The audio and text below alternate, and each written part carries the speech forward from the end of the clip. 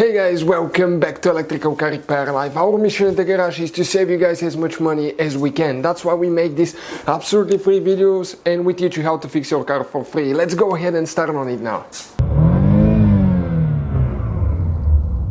This video guys, we'll be working here on a Ford Focus generation MK3.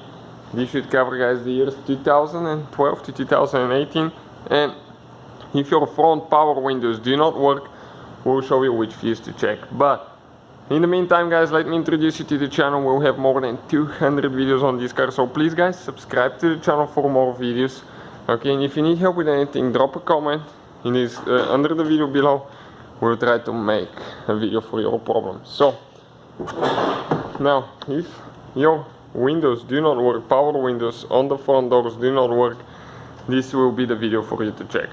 Unless you have the titanium or SEL, you might have door modules.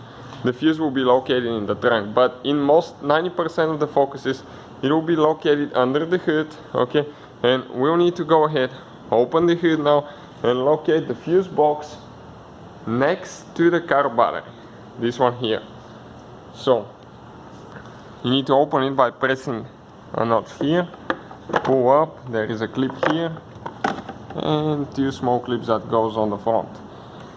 When you flip it this way, the layout here corresponds to the layout on the fuse box, and we need to locate fuse number 46. In our case it's 25 amp fuse. This is number 46 here, so it's this fuse right there. So unfortunately we couldn't get the fuse puller to work on the big fuses, only on the little ones. So the big ones, if they're next to each other, you kind of like need to pry them out with a screwdriver, but this one is a lonely fuse, so just grab it with your fingers. Okay, pull it out. This is guys the fuse.